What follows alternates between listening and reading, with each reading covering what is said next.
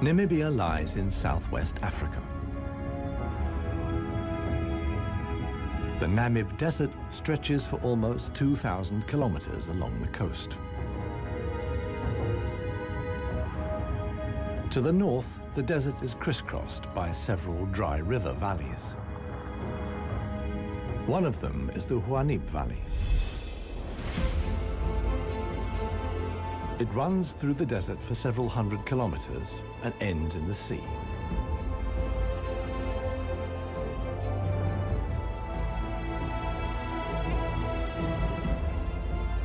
Water flows here once, at most twice a year. Only deep-rooted plants like anna trees can survive here. Only here, within the valley, can mammals exist in the long term. It is the home of the desert elephants.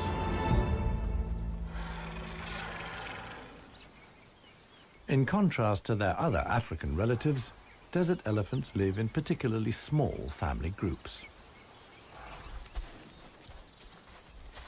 They are so rare and their way of life is so special that they're under the constant supervision of scientists who've also given the elephants names.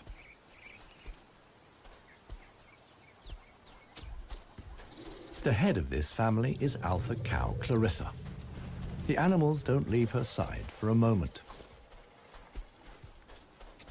Only Clarissa knows how to survive in this extreme environment. The shoots of the anna tree are now ripe.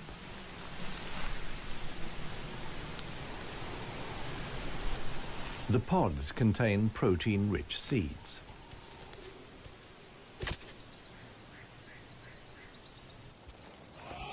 Clarissa has known every one of these trees since her childhood.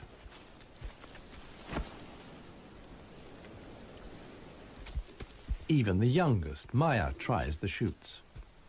Here, however, experienced trunk tip control is required. It's easier for her to get the protein she needs from her mother's milk. Desert elephants only have half the number of calves as other elephants. The male animals stay with their mother's family until they reach sexual maturity. With mock fights, they prepare for life without the protection of the females. Adult bull elephants are loners or travel in small groups. Jappy is the most skillful of them.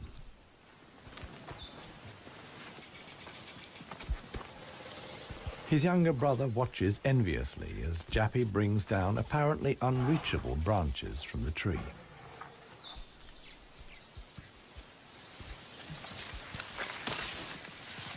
In the valley, Jappy is well known for such tricks. He learned them from his father.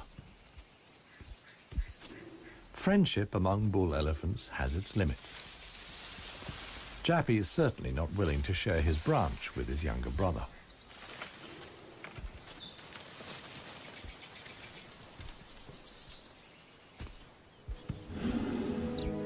Their father, One Tusk, is now nearly 60 years old.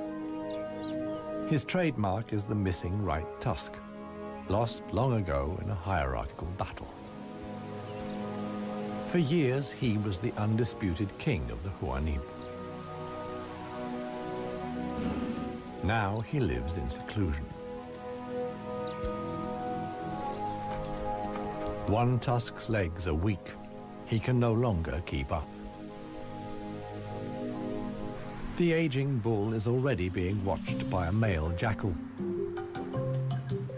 which lives in the Namib Valley with its partner. Jackals mostly hunt smaller animals, but they wouldn't turn their noses up at a dead elephant.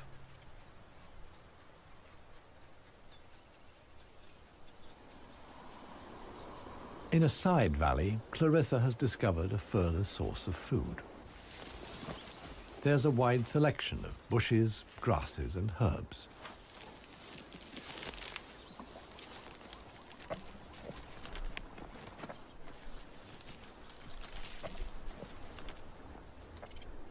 The elephants' climbing skills far surpass those of their savanna-dwelling relatives. This too is a form of adaptation to their special habitat.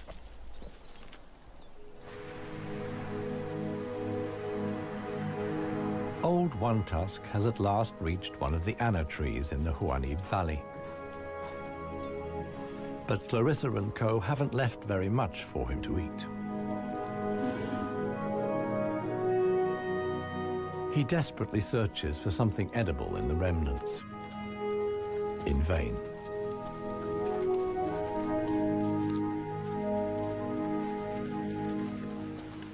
For the inhabitants of the Namib, survival is hard. They're used to going for long periods without water. Many get liquid from their food or know secret sources of water. Regardless of size, every green leaf contains a minimum of liquid worth harvesting.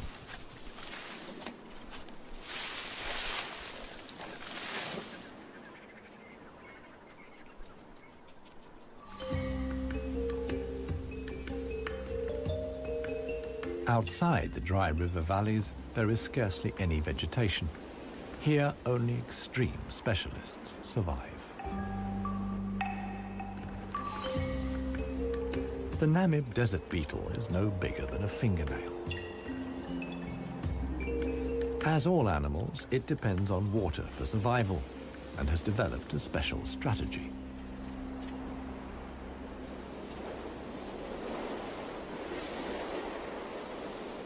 Even the tiniest traces of dampness in the air condense on its carapace. In time, a drop forms, which then flows directly into the beetle's mouth. This way of life limits the distribution of desert beetles to those parts of the desert that see fog. But where does the fog come from? The Namib is one of the few deserts in the world that stretch to the sea. The cold Benguela current from the Antarctic cools the seawater to a temperature of 12 degrees Celsius. When the water reaches land, it evaporates in the warm desert air. Around 200 days a year, the desert is wreathed in mist, which sometimes extends hundreds of kilometers inland into the dry river valleys.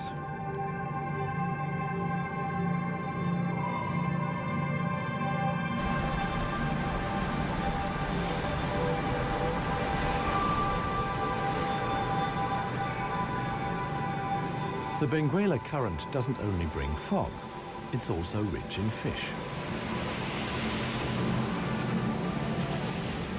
The animals that benefit most are the brown fur seals.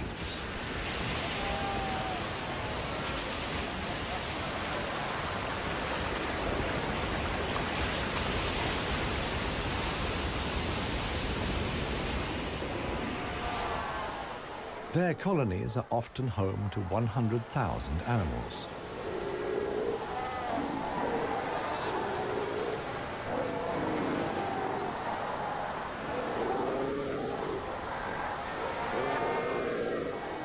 Right now, there's good reason for so many seals to congregate here.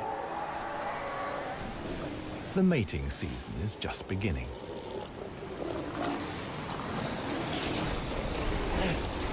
Everywhere, bulls are fighting for the right to mate.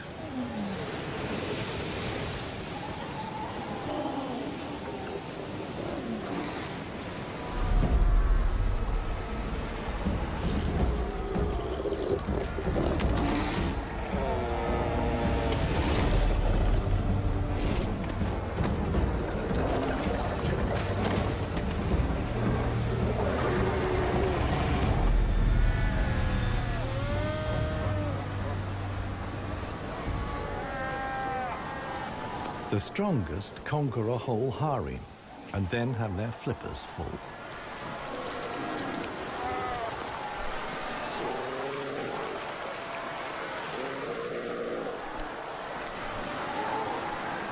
After mating, the males disappear into the sea. They're not involved in bringing up the young. The fog sometimes penetrates as far as the Namib Valley.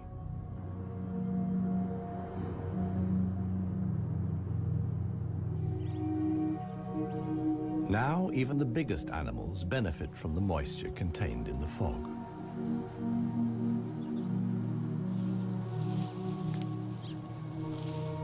Jappy and his brother can take on a lot of liquid from the drops of dew on the plants they eat. This allows the elephants to go without water for up to 4 days at a time. The pair are still on the move together. This will soon change.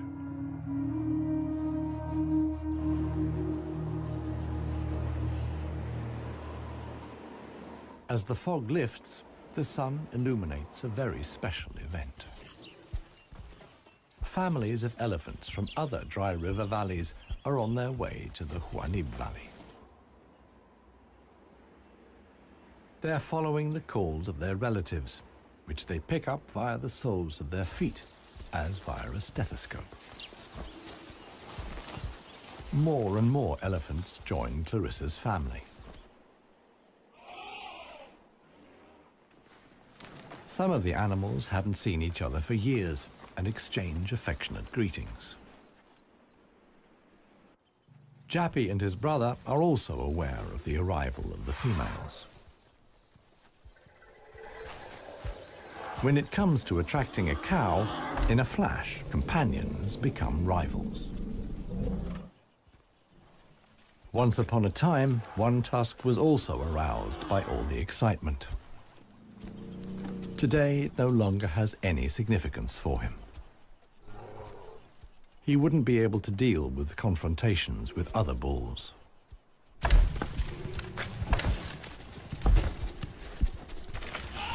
His sons and grandsons, on the other hand, are very excited.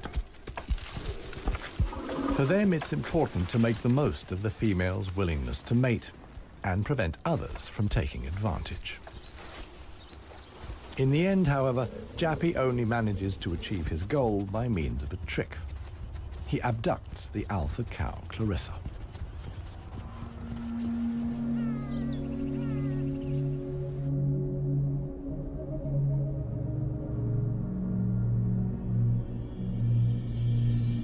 While many of the inhabitants of the valley spend the night hours asleep, this is the time of the real desert dwellers. The Namib sand gecko is only active at night.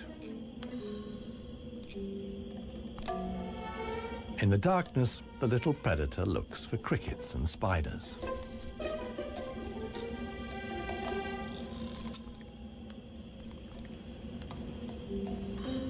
Like a frog's, its toes are webbed.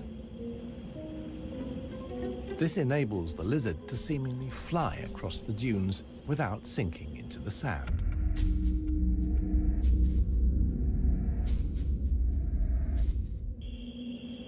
But it also needs to be on the lookout.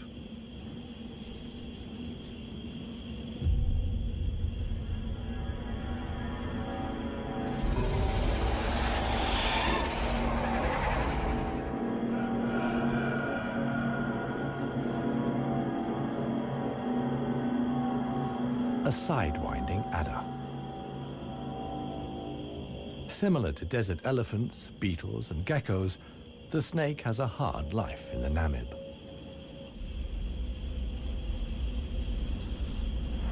It has to hunt successfully to survive.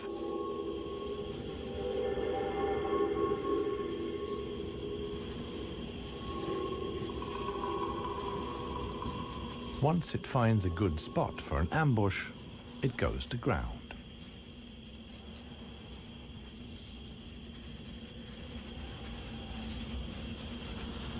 The snake is a predator that lies in wait for its prey, relying completely on its camouflage.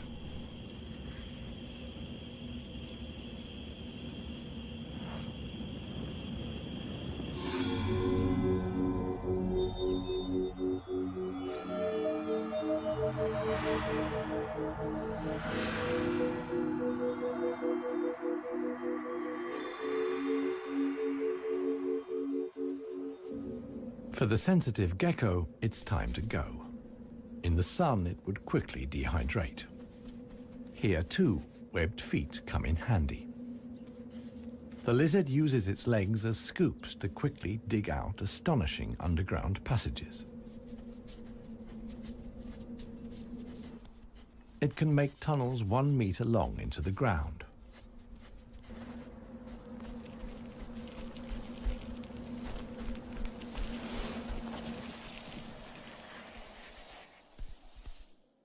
Here, it's safe. Up at ground level, another gecko isn't in quite such a hurry. With good reason. The fog is coming.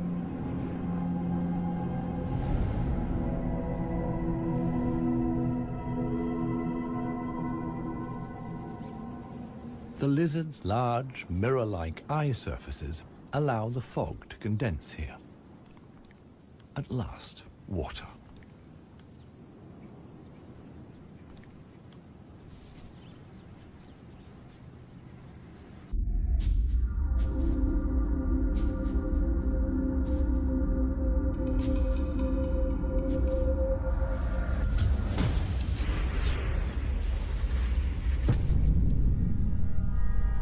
The waiting paid off.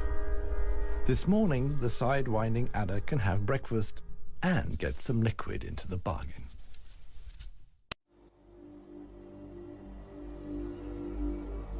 The Namibian winter is coming to an end, and with it, the mild climate brought by the fog. Relentless heat descends on the Huanib Valley. 40 degrees Celsius in the shade. This is approaching the limit for even Clarissa's family.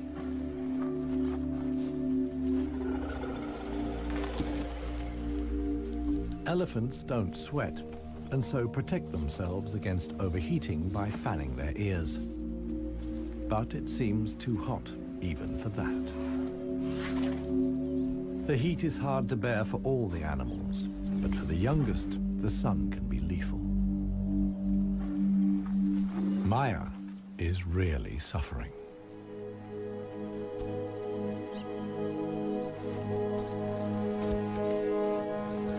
One tusk mobilizes all his efforts for one last attempt at an anna tree. But he no longer has the strength. Exhausted, he withdraws to the shade. During his long life, his legs have carried him more than 400,000 kilometers. As with most bull elephants, the last few steps he will take alone. Despite the heat, Clarissa can't afford to take a break. She urges her family to move on. Desert elephants have to spend up to 20 hours a day eating 200 kilos of plant material.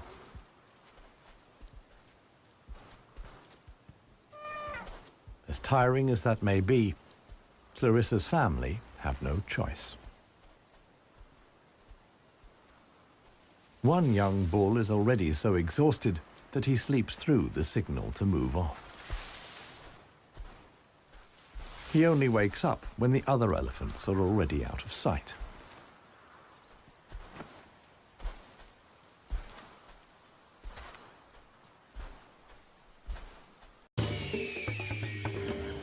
This show was created for you and your family to watch together. Welcome to Nat Geo Wild. It finally dawns on him that he really is all alone. Clarissa and the rest of the family have noticed his absence. The animals try to locate each other via smell using their trunks, which are extraordinarily sensitive.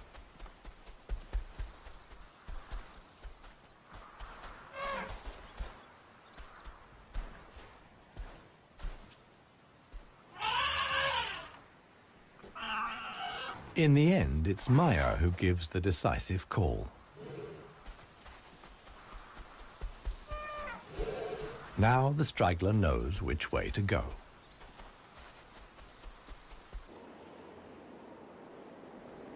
The extremely dry period shows no sign of coming to an end. 1 week later, the heat and the elephants have combined to decimate the plant life in the Namib Valley. Vultures take up positions on the trees on the edge of the valley. Their time will come when the other animals can find nothing more to eat.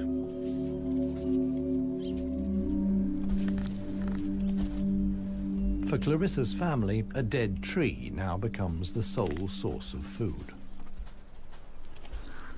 In the desert, a tree of this size takes years to break down. And it's the elephants that turn it into food again for the other animals. They themselves only use 60% of what they eat. The rest they excrete undigested. In this way, they distribute seeds, like those of the anna tree. Some animals, like the helmeted guinea fowl, take the majority of their food from what the elephants deposit. In times of scarcity, even the Namib Valley baboons look for something edible in the elephant's dung.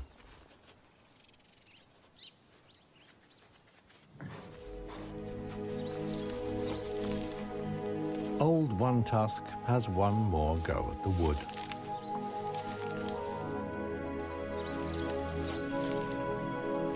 But elephant molars only grow back 6 times.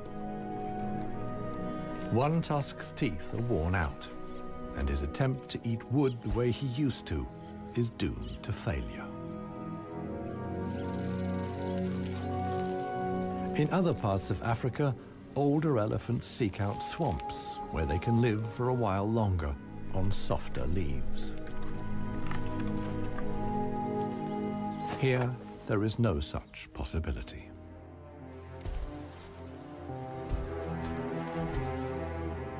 For Clarissa, too, the situation is becoming threatening. She and her family must leave the valley and seek food and water elsewhere. Other families join the trek. Only Clarissa's knowledge of hidden water sources can save them now.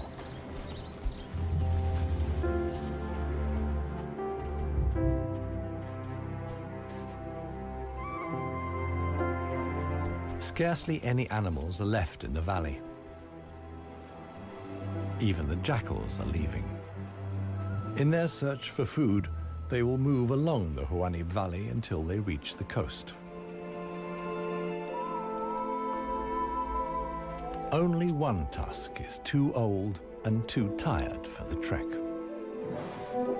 The one thing that could save him now is rain that would let soft grass grow. With this slim hope, he remains behind.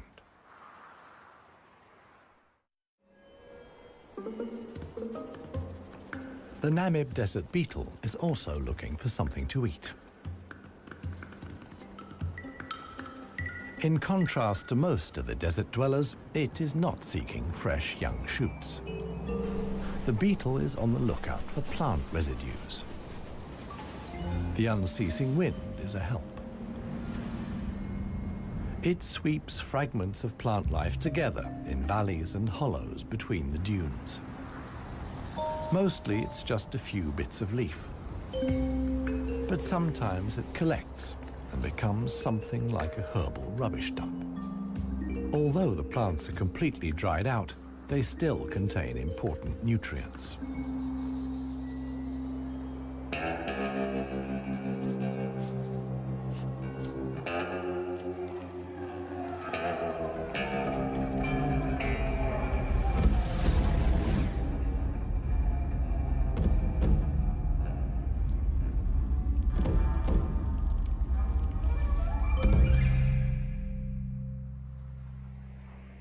The Namakwa chameleon is one of the most dangerous hunters in the Namib desert. For desert beetles, at any rate. But the beetles don't usually make it quite so easy.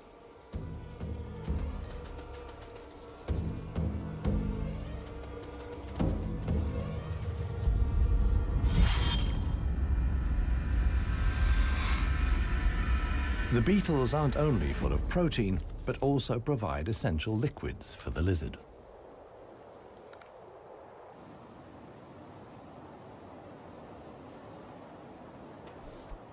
Namakwa chameleons are the biggest reptiles the Namib can support. In contrast to the mammals, they can't undertake long migrations to look for food and water. Similar to the Namib, a river once flowed here. Along its banks, animals like chameleons penetrated deep into the desert.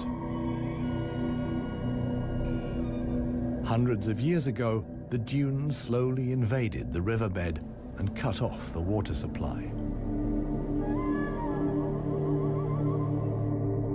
This process was so slow, however, that the animals had time to adapt to the new conditions.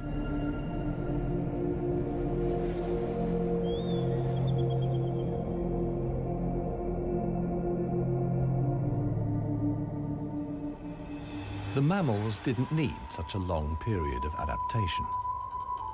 Their ability to migrate over long distances enabled them to conquer the desert much more quickly. The pair of jackals will soon reach the coast.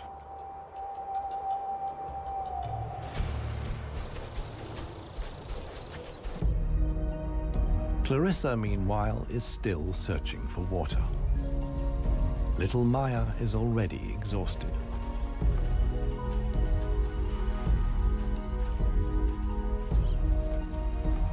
The group has to keep stopping. The animals are reaching the limits of their strength. Clarissa can produce less and less milk for her daughter. Suddenly, a commotion as Maya sinks to her knees. But Clarissa urges her offspring onwards. It is their only chance.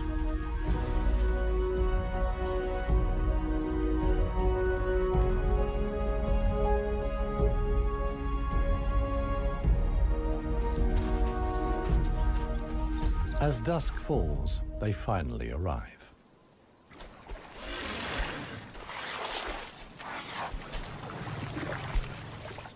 Thanks to Clarissa's knowledge, there's something to drink at last. Adult elephants can get by on 100 liters of water a day.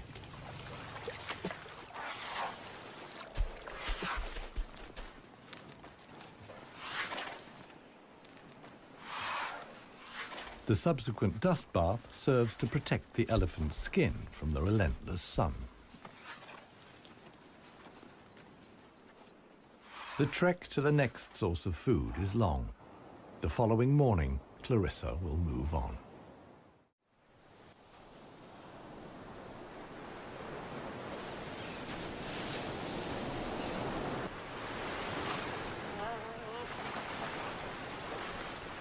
The jackals have finally reached the sea and move southwards along the coast.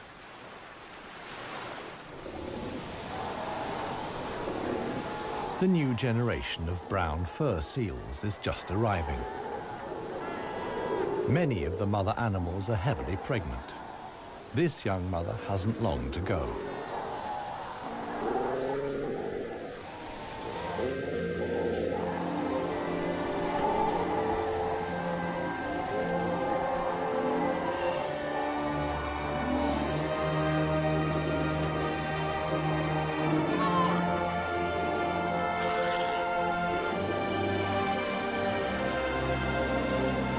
The mother at once welcomes her offspring into the world.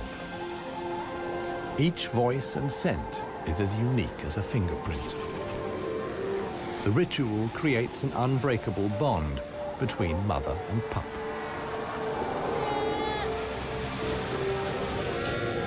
Directly after the birth, the pup has to be suckled.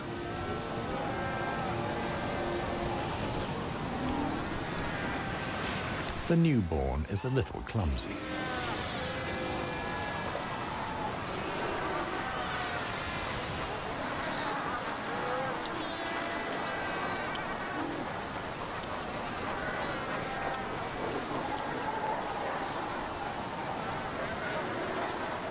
The young mother is not alone.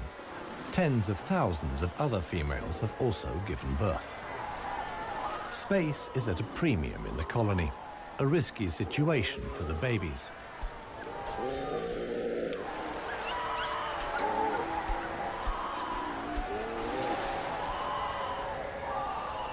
To minimize the danger, the seals organize a kindergarten. Many of the mother animals leave their newly born pups here.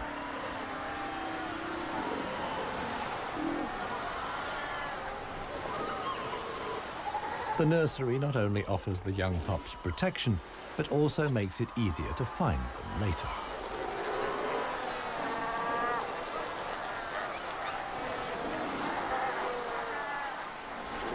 The mother seals have to go out hunting every day to make sure their milk is nutritious enough for the young.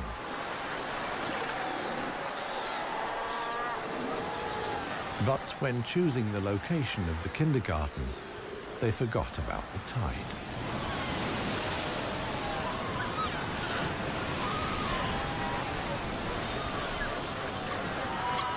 The pups fight desperately against the onslaught of the waves. The baby is washed out to sea, along with the other newborn seals.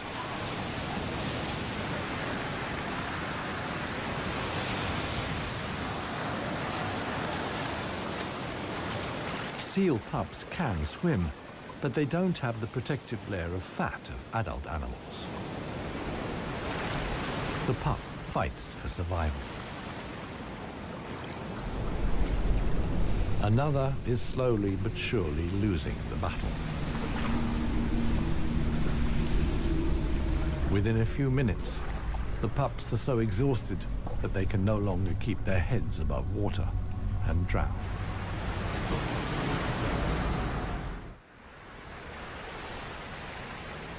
The next morning reveals how great the danger posed by the sea is for the seal pups. The shore is full of little corpses, washed up by the tide.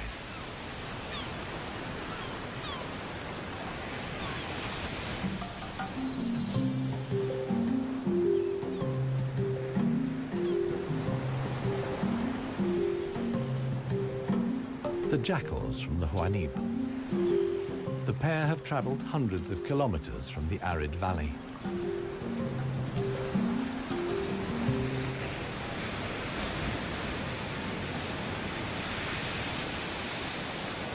The seal colony is now their only chance of food. Jackals aren't choosy. For them, eating carrion is nothing unusual.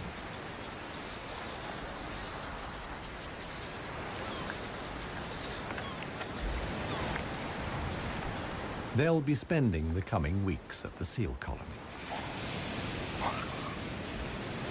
Only when the pups are old enough to swim enduringly, and thus the supply of food runs out, will the jackals return to the Namib Valley.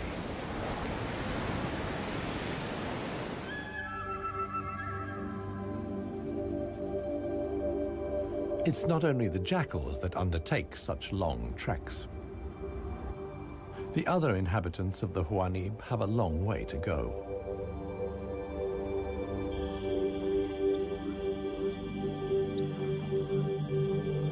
An oasis hidden deep in the desert. Oasis.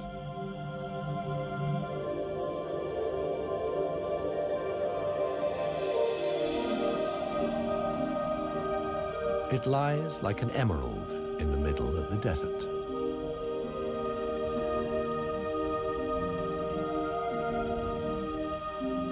A thin band of loose vegetation lines the watering hole.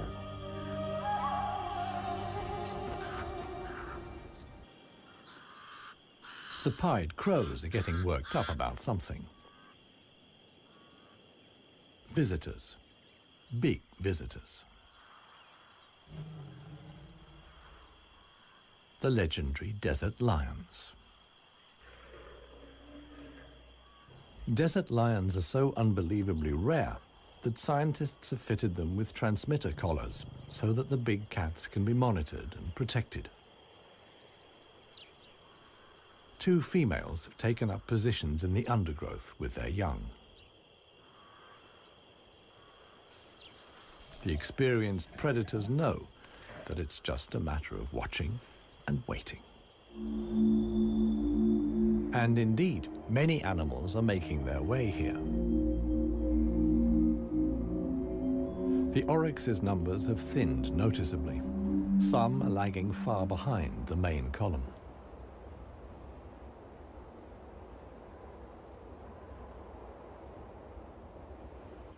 After more than 10 days' trek, the first animals finally reach the source. Cautiously, they approach the steep bank. They're in danger of sinking into the soft ground.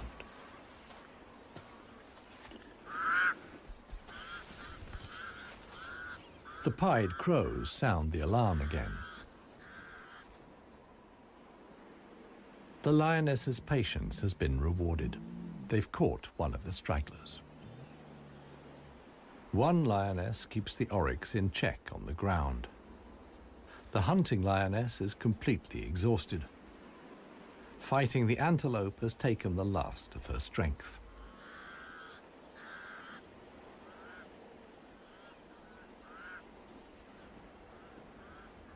She drags herself back to the bushes to get her cubs.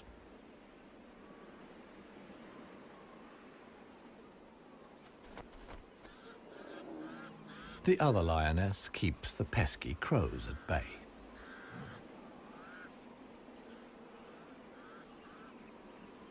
Luckily for the huntress, the cubs quickly grasp the situation. They can hardly wait to get their teeth into some fresh food. All the animals here are fighting for survival. The lionesses won this round. They've enough food now to last the coming weeks.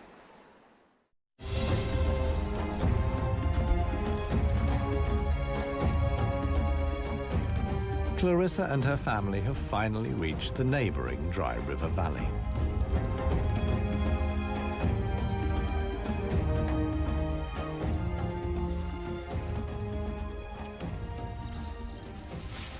The experienced cow knew instinctively that in times of drought, there was some precious greenery here to feed on. The exhausted animals can at last fill their stomachs again.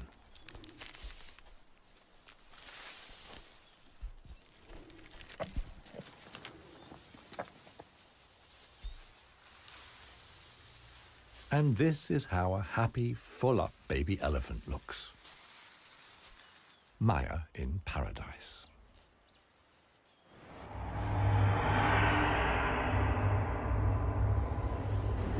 A strong wind blows in from the coast, and sandstorms form in the hinterland.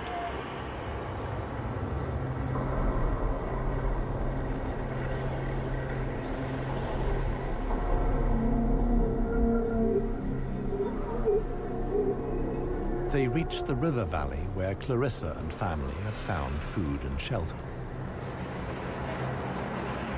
Sandstorms like these are the harbingers of heavy rain. Experienced elephant cows like Clarissa know what that means.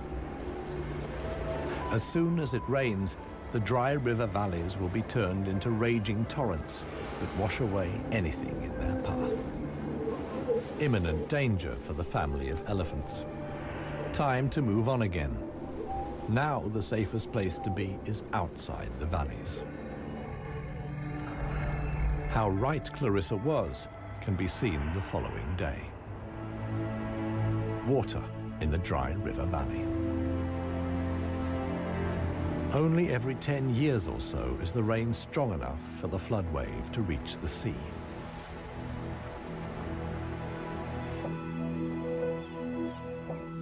Just a few days later, the first green shoots begin the transformation of the dry river valleys.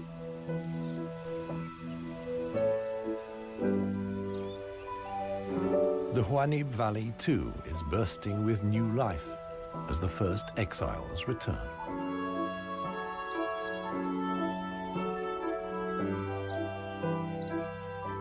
For one animal, however, the rain came too late.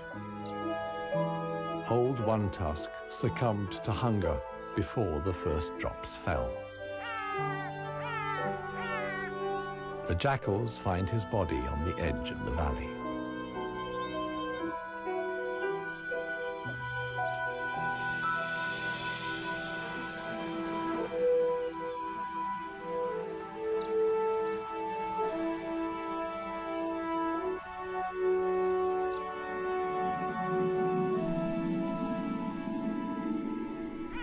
The jackals don't approach the body until evening. And thus, the circle of life is complete. The next morning, long unheard calls echo through the valley.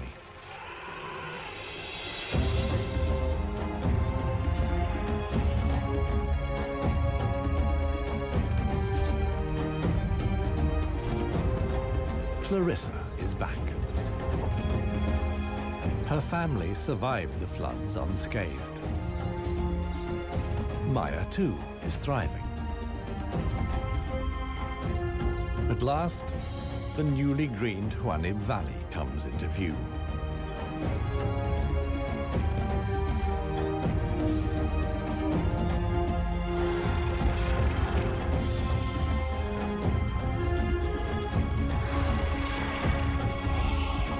Clarissa's family is home again.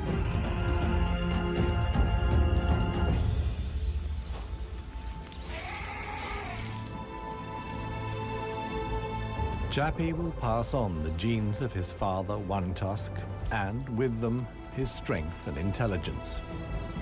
Clarissa is pregnant with his baby. The alpha cow will induct each new generation into the secrets of the desert elephants. This is essential for their survival. The Namib River Valley is probably the last real wilderness in Namibia, one in which only the cleverest, most intelligent of the animal world can survive. A life of extremes in the home of the desert elephants.